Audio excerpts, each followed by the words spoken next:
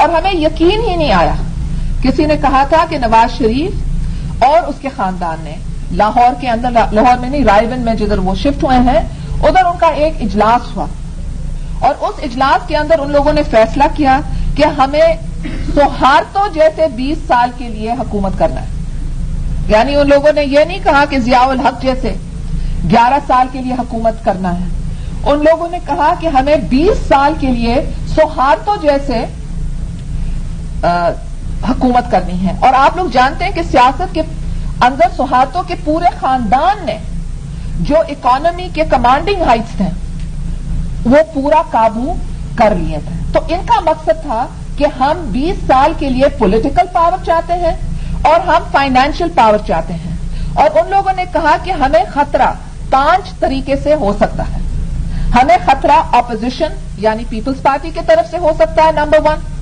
Number 2، ہمیں خطرہ president کی طرف سے ہو سکتا ہے، کیونکہ ان زمانوں میں 8ویں ترمیم تھی جس کے تحت پریزیڈنٹ حکومتوں کو ہٹا سکتا تھا. نمبر 3، ان لوگوں نے کہا کہ ہمیں خطرہ یہ آرم فورسز کی طرف سے ہو سکتا ہے، کیونکہ پاکستان کے سیاست کے اندر کئی طویل عرصے کے لیے فوج کا ایک رول یا کردار رہا ہے. چوتھا، ان لوگوں نے کہا کہ ہمیں خطرہ عدلیہ سے ہو سکتا ہے. 5واں، ان لوگوں نے کہا کہ ہمیں خطرہ پریس کی طرف سے ہو سکتا ہے. تو ان لوگوں نے یہ 5 پوائنٹ پروگرام بنائے کہ پاکستان کا جو تصور قائد اعظم نے برصغیر کے مسلمانوں کو دیا تھا اس کو ختم کرنے کے لیے اور اپنا جو ویژن تھا یا تعبیر تھا وہ لے آنے کے لیے ان کی کوشش تھی. کوئی یقین نہیں کر سکتا تھا. مگر اگر آپ 2.5 سال کو دیکھیں، ان لوگوں نے خاص قانون بنائے کہ چیف الیکشن کمشنر وہی سنے گا جو سیف الرحمان کہتا ہے، اس کو پرائم منسٹر سیکریٹریٹ میں دائیں.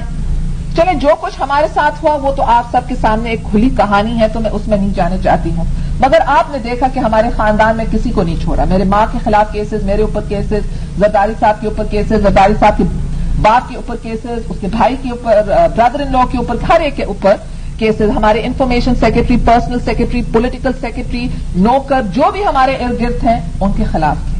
یہ تو آپ لوگوں کی دعا ہے کہ اللہ تعالیٰ نے ہمیں یہ ہمت دی کہ ہم مقابلہ کر رہے ہیں. مگر پھر آپ نے دیکھا لغاری ہمارا دوست نہیں، ہم اس کے حق میں کیوں بولیں؟ اس کے حق میں نہیں بول رہے ہیں، مگر ہم آپ کو یہ پلان کا انکشاف کر رہے ہیں کہ اس پلان کے تحت ان لوگوں نے نیکسٹ پریزیڈنسی کا 8ویں ترمیم ختم کر لیا. اس کے بعد ان نے عدلیہ کے اوپر جو کیا، پاکستان کی تاریخ میں آپ کو یہ نہیں ملے گا کہ حکومت بسز لے آئے اور بسز کے اندر لوگ جا کر کے عدالت کے اوپر حملہ کریں. ایک عدالت کے کمرے کے اندر جج بیٹھا ہے، پرائم منسٹر کے خلاف رشوت کی ثبوت لے رہا ہے، اس کے ساتھ اور ججز بیٹھ رہے ہیں. اسلام آباد کے اندر ڈپلومیٹک کمیونٹی ہے، اتنی اسٹرکٹ سیکیورٹی ہے.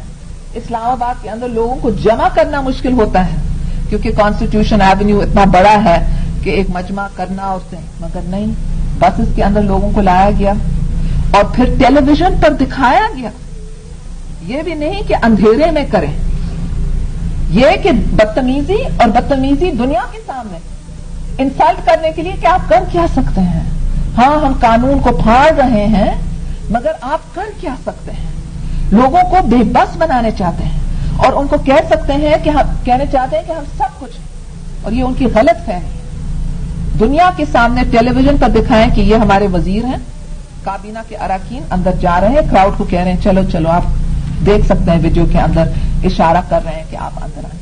اور پھر چیف جسٹس کو بھاگنا پڑا، ججز کو بھاگنا پڑا اور کسی کو کوئی سزا مل نہیں سکا. اس لیے حکومت تو اپنے خلاف گواہی پیش تو نہیں کرے گی.